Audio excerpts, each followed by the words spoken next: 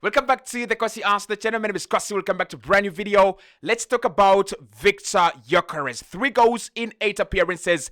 And that is not the point of focus, really. The point of focus is he has already improved Arsenal as a team. Now can we get him scoring goals? And there is a key that we'll talk about in this video that will allow Victor Gyökeres to score a lot of goals. And that key is one of the things we talked about in the Olympiacos game. Martin Odegaard. So if we can get Martin Odegaard in those very, very beautiful spots on the pitch, together with players like Ebrech Eze, I kind of feel like Gyökeres is going to be scoring goals very, very soon. Like I've already said, if you have a number 9 and you're not creating chances, it is as useless as, I don't know. Hit the like button, subscribe to the channel as well. Are you concerned with Victor Gyökeres' goal tally so far? Yes, 3 goals in 8 appearances, that is in the Champions League and in the Premier League. And of course, one of them was a penalty, and 2 of them came against very, very low opposition in Leeds United. Are you concerned? Are you happy with the way he's already played? Mikel Arteta says that he's added something, and the goals will come. So, colleagues, the goals will come. Let's talk about Victor Gyökeres. Now, there's a very interesting quote from Mikel Arteta's press conference as we go into the West Ham game, and he's been talking about Gyökeres basically, and was saying that what I sense is that he's doing better and better things every single game. Overall, his performance was exceptional recently, and we want him to be scoring more goals. But if he doesn't do that, at least we want him to do everything that he's already doing for the team very, very well, because he is helping a lot. That is Mikel Arteta. And that's a real message to the Arsenal fans, but it's a strong message to Victor Gyökeres as well. But before we get into Mikel Arteta's message, I want us to think about Gyökeres. Why do we see a decline in the number of goals that he's been scoring in Portugal vis-a-vis the goals he's scoring for Arsenal? And is it going to get better or worse? Were we duped? Were we scammed? Or Gyökeres is eventually going to come around? Now, this is what I want to say. When he was at Sporting, Gyökeres was in a team that needed their striker to score 50 bloody goals in a single campaign. And when you think about a Sporting CP under Victor Gyökeres, or during the time that Victor Gyökeres was with them, if you look at the number of goals and the tally of GA that the players around him had, it shows you that the team almost solely depended on him scoring and assisting. Like, Gyökeres scoring or assisting had a direct impact on Sporting winning a game or not. Well, that is very different from Arsenal. He's coming to this Arsenal team, and he's coming to score goals, and he's coming to be a centre forward, right? He's a disruptive centre forward. There's a lot to do. But Arsenal don't really depend on one player to score 50 goals. And Arsenal don't need one player to score 50 goals, because that is not who we are. And I'm not saying we don't need the goals. I'm not trying to justify that. We do need the goals. But what I'm trying to say is, even if Gyökeres doesn't score 30 goals in a season, but he scores 20 or 19 or 18, this team is going to be in a much better place, because you get 18 goals from Gyökeres, 18 from Saka, probably 10 from Martinelli, maybe you get about 10 from Odegaard, 8 from Declan Rice, 6 from Martin Zubimendi, and that is the kind of team we are running. You have Trossard, you have Madueke. So this is a team that is supportive to the striker. He doesn't have to score every game. He doesn't have to shoulder the burden of, if I don't score, we don't win. Now, there will be games where we are going to need our striker to turn up. There will be games where and I'll talk about Gyökeres' movement in the penalty area, and I'll talk about things he can pick from Erling Haaland, right? But at the moment, Arsenal are winning games. Arsenal are winning games, comfortably, and Arsenal are breaking teams down, and Arsenal breaking through the lines, and we are comfortably 2 points behind Liverpool, who will definitely lose points this weekend to Chelsea, and we bet West Ham, and we go on top of the Premier League table, and we are comfortably 5th in the UEFA Champions League table, and the difference between us and the top is just goal difference, right? So that is observation number 1. Gyökeres has come into a team that doesn't require him to score every single game and to score 50 goals for us to win. So, Cossy, if he doesn't score every single game, if he doesn't score 50 goals and we put about 70 million euros on this guy, then what does he exactly do? Well, I'm going to explain that using Mikel Arteta's quote from his press conference. So Mikel says that what I sense is that he's doing better and better things every game. Overall, his performance is becoming exceptional. And he says that we want him to be scoring goals, of course. But if he doesn't do that yet, at least he should be doing everything as he's doing for the team. He's helping a lot. So, if you are the kind of guy that looks at Victor Gyökeres, or that looks at a striker, and if a striker scores, they are brilliant. They are excellent. If a striker doesn't score, they're shambolic. Well, this video is not for you. I think for Victor Gyökeres and for modern strikers as well, yes, we will need you to score goals. That is true. But can you give us other things? Can you support us with the other things as well? For example, can you make the runs in behind in order to open up the channels? That is number one. Number two, can you occupy the center backs physically and mentally? Can you make the center backs feel your presence? Can you occupy them? And by occupying them, you're allowing a few players in midfield or even in the attack to go unnoticed, right? When you look at the goal that we scored, the first goal we scored against Olympiacos in the Champions League, it brings it out very well. Odegaard plays a through ball to Victor Gyökeres, and both centre-backs are fighting to hustle off Gyökeres. Gyökeres tussles with them, wins the duel, wins the challenge, and then he shoots on goal. The goalkeeper does really, really brilliantly well. But because these two centre-backs have been occupied by Victor Gyökeres, then Gabriel Martinelli is free to go and get a simple tap-in. That's what I mean. So with Victor Gyökeres is doing more and more things that we didn't see last campaign much better. And remember when I said we need a player as a centre-forward that can allow us to beat a mid-block and a low block, and I said Victor Gyökeres would be a fantastic player. That is what I actually meant. Can we have him run off the shoulder of centre-backs? The more he runs off the shoulder of centre-backs, the more stretched their team is going to be.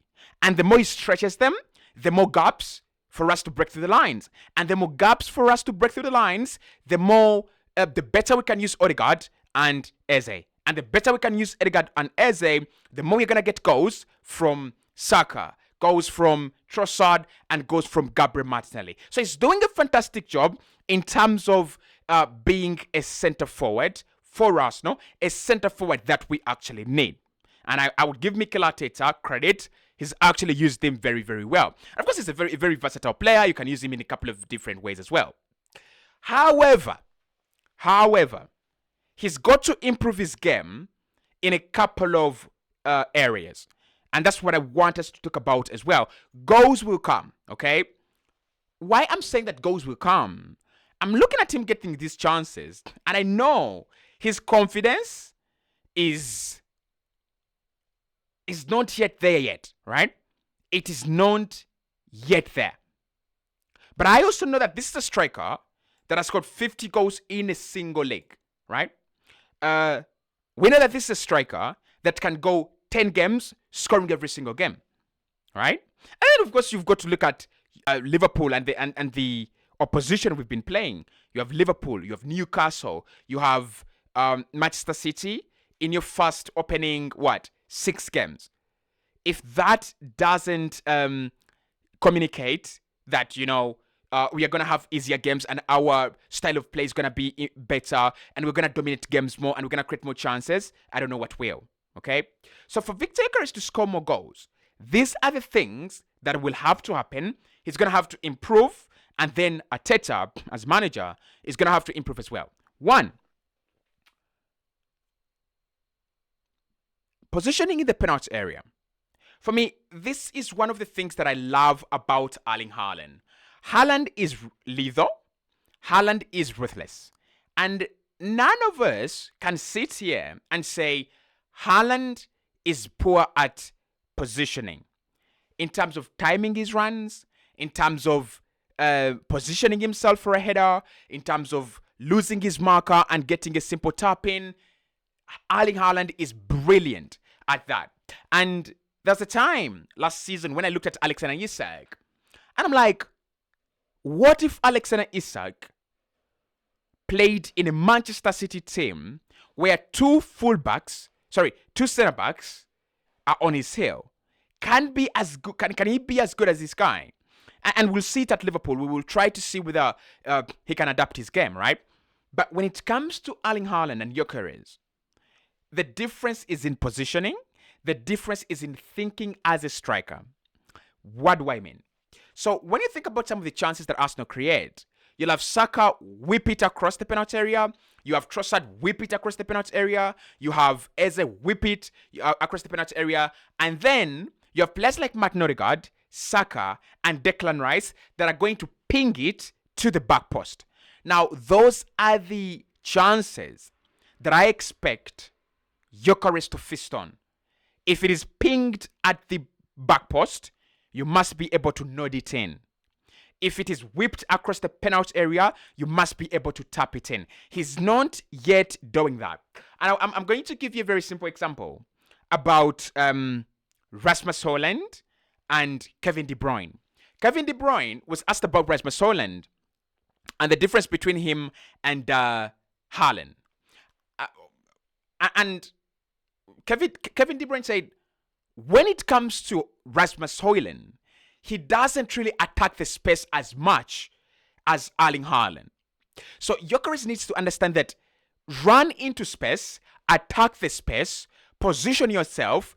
You have players that can find you. And in that I'm talking Zubimendi. In that I'm talking Odegaard. In that I'm talking, who else do we need to talk about? Rice, Eze, Saka. They will find your run. They will find you. From our goalkeeper David Raya to Benjamin White to Julian Timber, they will play that ball. Just make the bloody run. Okay? Just make the run. So if he can position himself better so that he can take advantage of all these opportunities, tap-ins and, nod-ins at the back post, and then attack the space as a striker so that you allow the defense that you're playing against to be stretched. And then, of course, you will allow Odegaard to have passing options, just like it was in midweek, as well as Eberechi Eze. That is number one. And that takes me to point number two. Mikel Arteta, give us Eze and Odegaard, please. I don't know how he's going to do this. Because if you ask me, Cossy, how are we supposed to play with Eze and Odegaard? Don't ask me. I don't know. But give us Eze and Odegaard. Now, Trossard, exceptional player, isn't he? Like, I really am jealous of Trossard because he shows up every single day like he's never lost form in his life. Okay, but why we need Eze and Odegaard? I want to say this. Arsenal have one of the best rest defenses in the Premier League, and Arsenal are dominant. Okay, if you have Declan Rice and you have Martin Zubimendi, I bet you can play Odegaard and you can play Eze now, okay? And the reason as to why I want Eze and Odegaard to play is simple. We saw it in the midweek. They can give us more goals. They can give us more chances.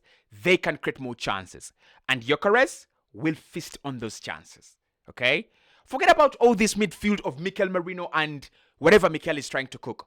Don't cook for us. We don't want. Eze, Odegaard, Rice, Zubimendi. A midfield four.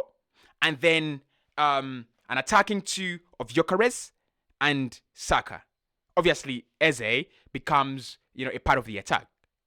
But we know he's going to drop deeper into that number 10. And we know he can cause a lot of danger and problems. And when he vacates that space on the left-hand side, you will have Lewis Kelly or you have Ricardo Calafiori entering that space and overlapping and creating issues. And we don't care if he overlaps, because we have a recovering engine in Declan Rice. So that is number 2. Can you give us Odegaard? Can you give us Eze? Because Odegaard unlocks Eze and Eze unlocks Gyökeres. And lastly, what Gyökeres has to do, don't panic. It's a young season. It's early in the season. If I look at the top scorers in the Premier League, really can't tell you who is top scorer right now. Can't lie. But if we were to look at the top scorers in the Premier League, it is highly likely that no one has 8 goals from 8 games. Okay, and I'm trying to get for you the top scorers here this season. So you have Erling Haaland, Manchester City. You have Antoine Semenyo. And you have Anthony. Right? Okay. It's fair. It's fair. Erling Haaland has 8 goals in 8 games. If not less than that. He's a bastard. Apart from Erling Haaland, and Haaland has been incredible this season, the rest of the other players, Ekitike has 3, Igor Thiago has 4, Jadon Anthony has 4, and Gyökeres has 3. So don't panic. You're not going through how's it called? A goal drought, right? You're not going through a goal drought. It is normal for you to have 3 goals at the beginning of the season in 6 games or 8 games in the Premier League. It is totally normal. You're not Erling Braut Haaland. And like I said, Arsenal don't need you to score 50 goals. We need you to score the important ones. If you can position yourself and if you can be clinical as well. Hit the like button. Let me know what you think about Victor Gyökeres. And of course, later, we'll be dropping that preview as well.